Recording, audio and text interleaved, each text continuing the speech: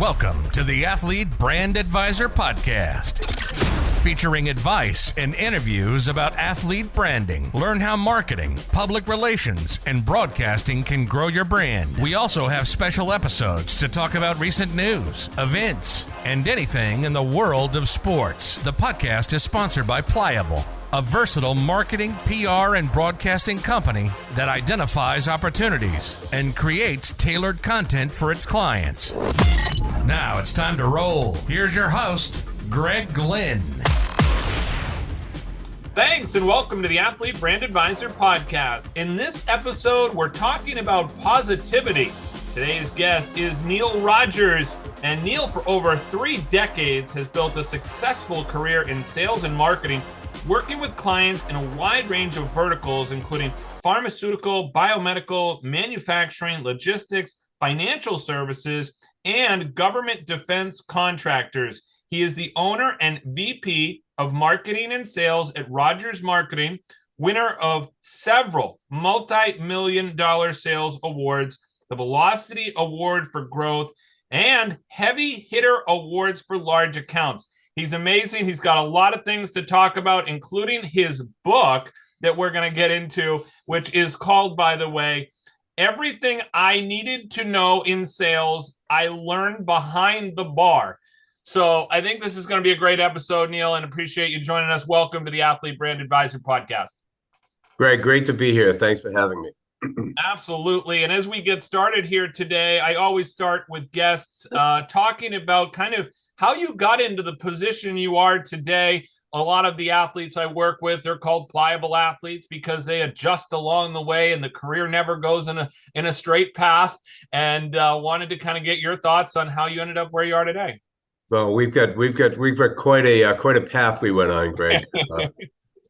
So my initial, I'm the 7th of 8 of an Irish Catholic family, and by the time the 7th rolls around, everybody's a little tired, and the other ones have taken them to task. And in my senior year in high school, I was an average student, and in my senior year in high school, in May, I went to my mother. Is there something I should be doing next year? So it's not like it is today, right? Where we've mapped our kids' lives out from DNA right up until the moment, right? Yeah. And so, you might want to go to school. Okay, well, I'll give school a try. And where am I going to go? And so I hooked on to a community college, and that didn't go well. In retrospect, I think I lacked interest, passion, didn't really have a direction. And so I did reasonably well the first semester, and the second semester I checked out, right?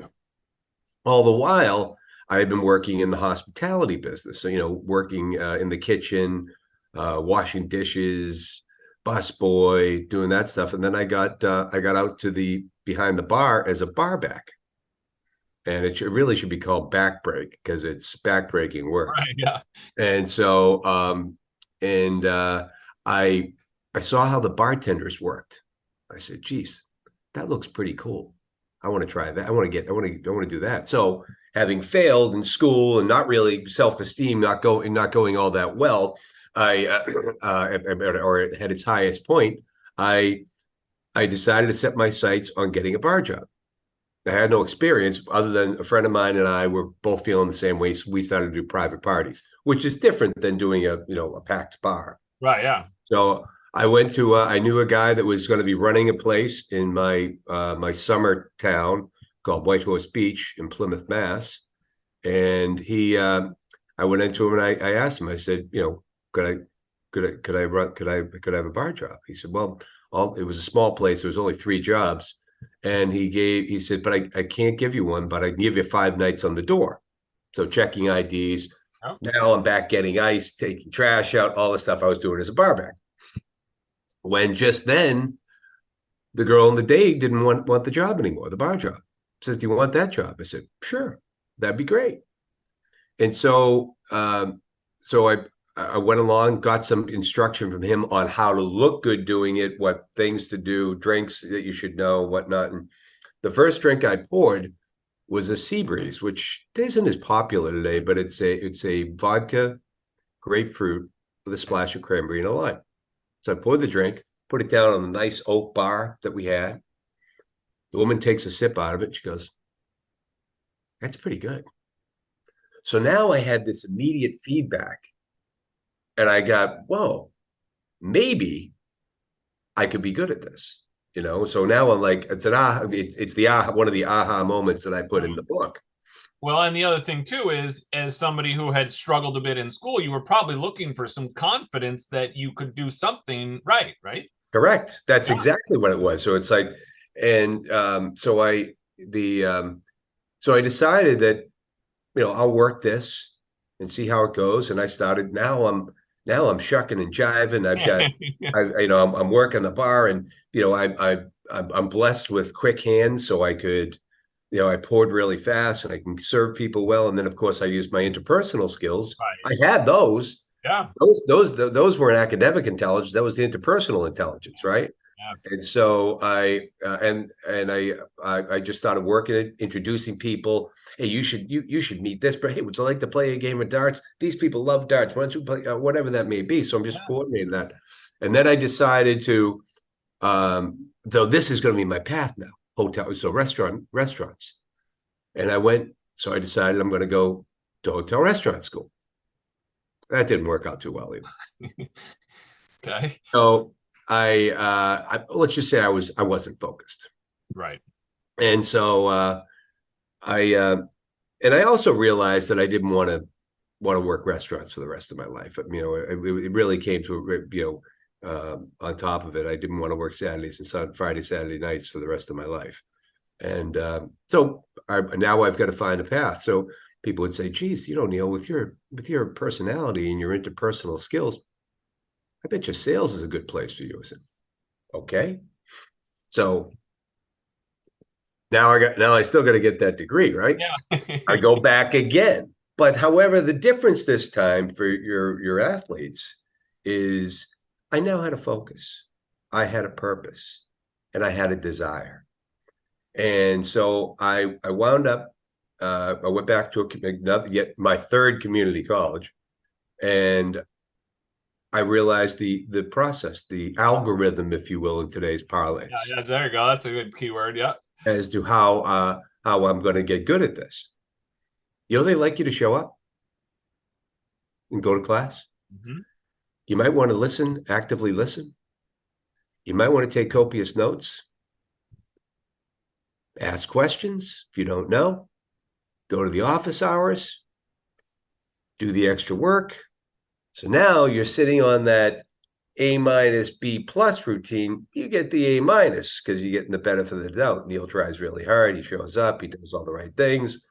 He participates in class and all that. So I went from a flunked out student to 3.85. Wow. And so, I can't remember a damn thing I learned. Yeah. That's a whole nother kettle of, but what I did learn is how I learned. Right. Exactly. The focus, the purpose, the desire. And that's what I think a lot of these athletes have that I work with right now. And that's why they're successful already and why I know they're going to be successful in the future.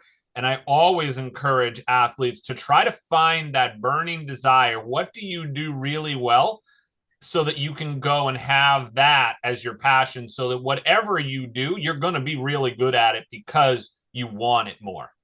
Correct. Yep. And so they love the athletes out there. Of course they do, because they're hardworking, they're dedicated, and they're reliable. You can't find that anymore, Neil. Right. Yeah. And so, and that's why, if I look at the book in the same fashion, these lessons they learned as athletes, I learned in the hospitality business, or some of them, right? Yep. I didn't have to get up at 5 o'clock in the morning for swim practice, right? But yeah, I mean, the importance of a proper greeting. Yep. Right. Handshake, right? Good. How to say hello. Yeah. Right. Eye contact. Smile. Back again. Actively listen. Lean in. Show you're interested. Listen to what they have to say. Dale Carnegie said it best, right? Mm-hmm. Right. Everybody wants to tell their own story. Let them tell it. Right. Time management. Show up 15 minutes early is on time. Right. I learned that from my baseball coach in high school. organizational skills. Mhm. How are you showing up? How are you preparing? Yep. Right. So all these things, what's your attitude? What's your aptitude? What's your ability? Yeah, let's talk about that, because that's another thing where you've had success in your career, is kind of the importance of positivity. And then you've also worked with your wife, Lori. You're the creators and owners of the Positive Activity Process. And I know throughout your life, you've started to realize the impact of positivity and what it can do for someone. And I think that's so important to mention on the podcast, because I'm one of those people. I will always see the glass half full. And I was reading through some of your materials where, positive people are more productive. Positive people have a better outlook on life. Things like that. In my mind, especially when you relate that to your name, image, and likeness, it's how you show up. It's your optimism. Do you believe you can do this? Do you want to do this? Whatever it may be in your life. And I think that if you could just speak to the importance of positivity and how that does change somebody's mindset, because a lot of these athletes now are growing up with the importance of mental health, mindset. The brain is a powerful tool in addition to the weights you might be lifting and the training you may be doing. So positive activity was, again, one of those things that we've been doing all along, but didn't really notice, right? It wasn't like, it was like, I remember back in my food sales days, I would put, you're going out, I'm a new guy, I'm getting beat up on the road, I'm going in and seeing every chef and restaurant manager in the Boston area, and they don't want to see me, right? But you keep showing up, you keep being nice, you drop off the stuff, you don't intrude, do these things, but you're not getting the business yet. But I something in me told me that if I stay at it and I keep the right attitude and don't get in, just continue to basically bartend on the road, right? It would work out. And what I would do, again, no Tony Robbins coaching. I had on my dashboard, stay on the road. It's just getting started. It'll work out. We have a thing now. It's interesting. My wife and I, in our dashboard, it's where the reflection into the windshield of this sticker says, things are always working out for me. Right. So things are always going to work. There's plenty for everybody, just stay at it. And so that's what we did in that. Might I recommend, I'm here to recommend my book. Absolutely. Go for it. Yeah. Bar Tips. But might I recommend to your athletes to read Bar Tips, but also read The Happiness Advantage by Sean Acorn. It's a quick read. He has a fantastic TED Talk. He studied happiness and positivity at Harvard for a dozen years. Wow. And it's a phenomenal book. We glean a lot of that from that. And so the positive activity, so when we looked at in 2008, you might remember, things weren't all that great, right? Yep. And how are we going to pay? We're independent business people, small business people. Yes, we're successful, but there are times when the marketing budgets get cut, and there's nowhere to go. How are we going to pay the bills? And so my wife, and at the same time, for your athletes, my daughter was a Division I lacrosse player at Boston University. Okay. In 2000 and in 2010, she had a career-ending head injury. Oh. So she was injured on October 4th and drove again in July. Wow. She spent her natural senior year home with us in post-concussion syndrome. Ugh. But both her and my wife went to this local fair of a lot of mindful behavior people, right? Just that, and they met so many people and learned so much about your mindset and how to remain positive, even in the dire straits my daughter was in. I mean, she actually listened. She couldn't read it. Listened to the book by Eckhart Tolle, The Power of Now, and that helped her through her concussion because she didn't worry about the past, or didn't wasn't concerned about the future. It was a present day, living in the present moment deal. And so all this stuff, we pieced it together and whatnot. And I had been working this same business development process for years. And then my wife Lori developed these 5 or 6 things to do before you open up your inbox in the morning, right? So positive activity is a kind of a marriage of those 2 things. So it could be the positivity, but whatever activity after that is, whatever, it's athletics or it's business, it's accounting, whatever it may be. And so, but the ditty that goes with positive activity is a practice, right? Because we're yogis. Yeah. My wife and I. Yeah. Practice, because nothing's a perfect, of getting your mindset right in a place of positivity, which leads you to a space of open-minded, divergent thinking, creativity.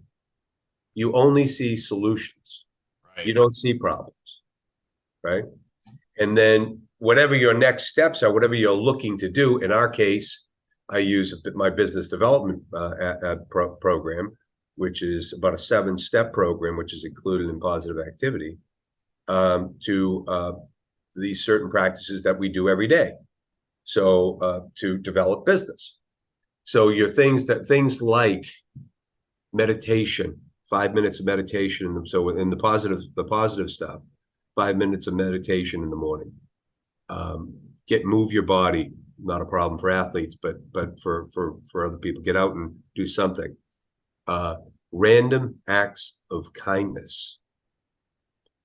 Sit down for a moment, athletes, and think about all the good things your parents have done for you, and write them down as an example.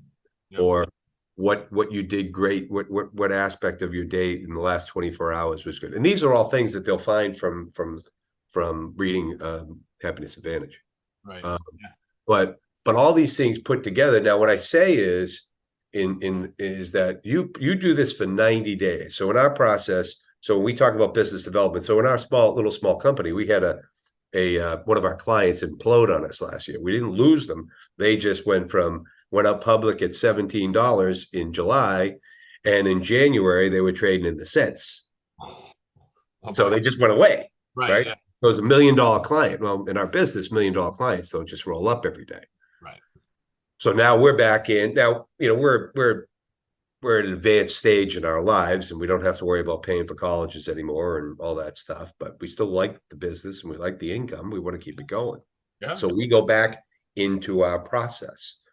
And the process is, what business are you in? Who can buy what you sell?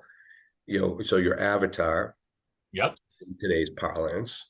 And so we don't use those big words in my book. My book's plain talk. It's 13.5 font. So yeah, there you go. I basically wrote a book I could read. Right. Yeah. So now you've determined what you can, who can buy what you sell. You've got a list of those people. Now, in our case, we only go after referred clients, or we'll at this stage of our career, because we've got so much of a track record, and we've worked with and helped so many people. We can ask them, hey, do you know this person? Can we send them? And then we put them in our campaigns. We've got a systematic campaign process, which is, we're in the swag business. So we send them a promo kit, we send them samples every month. So if we believe that there's someone that can work with us and that we can help, right, we can actually provide service, then we keep them in queue and whatnot. And then over time, the same way I did in the apparel business, the same way I did when I was in the athletic apparel and footwear business, you just keep showing up. Yeah. You keep showing up, and you do things. This is what I think that'll be great for your athletes is, so there's persistence and there's tenacity. Okay, we're tenacious. Persistence sounds like pest for a reason, right? So as an example, a telemarketer, they're persistent and they're pesty, right? Yeah. Nike is tenacious, right? They find different ways to market to you, to whatnot. And the same thing can be done on a micro marketing situation, which is what we're proponents of in the process. You identify that person and you spend money to get them to respond to you, to get their attention. And then over time, so that $1 million we lost last year, we're about halfway back. Wow. Just going through this process. And Right. believe me, there are times, now back to the positivity, we look at and by the way, we're a small group. So we're not looking for 1,000 new clients. Right. Maybe 10, right? And so we do it on Google Sheets. And we meet every Tuesday and Thursday, and we look at that and say, well, geez, there's really no action on this one. We really haven't heard from these people and whatnot. But you keep doing it and you remain positive. Right? And if you just do the process and you did the right homework and they can buy what you sell, you've got the right person. Right. You're not just, then eventually they'll say, hey, can you help us out with this project? And that's what happens. Yeah. But all the while you have to trust your process. I'm not saying you don't adapt or adjust, right? But it's good to, and that's what I say in the book. This is not an absolute, right? Right. These are the things that work for me. Pick and choose what you like, but most of the things are golden rule type deals, right? How to say hello, right. Proper send off, right. How to follow. I think you bring up a great point about trusting the process. It's something I see when I work with athletes or want to work with an athlete, or I'll watch them play in a game and they'll be absolutely elite. And I will say, hey, to their parents, have you thought about a recruitment video for, Bob or, Sally? And they're like, oh, yeah, we've thought about it, and then they know they need it, and then I kind of plant the seed as to I'd be happy to help, if they need a recruitment video, if they want to play college sports. And then sure enough, I keep showing up, whether I'm doing my broadcasting, whether I'm just there to watch the game, whether I'm watching another athlete, recruiting, etc. And then, by the time it's time, they know who to call, and so I totally can appreciate what you're saying is it doesn't happen overnight. You've got to, foster the relationships, build the trust that you know what you're doing, and then people will want to work with you. And it sounds like by staying positive and doing the things you've talked about with, all these skills that you can learn from these books, it sounds like that's a winning recipe. So respect their decision-making process. Yeah. Right. Mm-hmm. So it's not going to be in your time. Mm-hmm. Some will. Yeah. Some will. I used to always say, and this now to back to an athlete metaphor, hit some singles. Yeah. Doubles. You'll stumble over the home runs doing that. Right. Occasional steal a home, maybe, the unicorn comes out. But yeah, that's the that's the deal. That's where, that's where that 90-day thought. Now, after 90, you're going to also make adjustments. Let's not be silly. If it's, there's one client where I got a lead in and it's a massive opportunity. I said, I'm not giving up. Yeah. We're going to keep, and we're just going to be nice. I sent them all my book, signed copies. Hey, have you read the book yet? Well, and she took a picture of it. She's on a plane, taking off. Still have not got a request from her for a quote or anything. Yeah. I got a little something there, and they have to. If she actually read the book and got to understand how we operate, I don't know why they wouldn't give us a shot. Right. Yeah. But stranger things have happened. Yeah. No, that's cool. Let's talk about how people can get the book. Obviously, you got a website here, positiveactivity.net. Sounds like a great place to check out. What other places? I know you've got some social media handles as well. Yeah. So, well, it's available on Amazon, Barnes and Noble, and and they can check out the reviews. The reviews have been off the hook. I've really been pleasantly surprised for a guy that was a C English student, right? Yeah. And so a lot of editors, so a lot of they've got some help. Yeah. So it was, but yeah, those are the two main places, and then I guess it's another place. It's in Walmart at Walmart.com. It's all online right now. Okay, yeah, we'll also put the link to Amazon in the show notes so people can get that nice and easy. So that'll be good as well. And then obviously being on social media, it's important obviously to be able to be out there. But I wanted to kind of also hearing your final thoughts when it comes to social media. That's how these kids are operating these days. And I think that hearing from you, maybe even just about the importance of, a first impression, these kids are building their brand by some of the stuff they're putting on social media. And I think it's really important that people stay positive. And, as we talk about, having a positive mindset, if you're posting negative content on social media, that's not going to help you. No. So, they're everybody's watching. Everybody's watching. That's another good one. I hear that all the time. Everybody is watching. So, but I still encourage them to take the road less traveled. I'll give you an example. Direct mail is up. Direct mail is up. Direct mail has a 4.4% response rate. That's compared to 0.12. I was going to say, yeah. I mean, who's reading an email? Right. Now, you put some dimension. So if let's say, for instance, someone's trying to get noticed by a particular coach, and it's what I did with my daughter. We had a list. And we sent them stuff. My son, who's in your more in your business than in mine, I think he actually even scouted you out and got me the interview. Yeah, there you go. Yeah, and he's big into social and all that. We make sure he's got promotional items and things to send. Now that doesn't mean these kids are going to go out and buy stuff, but I mean something different than what anybody else is doing. Set yourself apart. But don't rely that some coach is going to see you on TikTok. I mean, I am the 64-year-old man yelling, "Get off my lawn." I mean, right now, it's like, I'm not going to lie, but I am knee deep in social media now with my son doing it for me. Yeah. And it's going well, and the message is resonating because it's a simple message. Yep.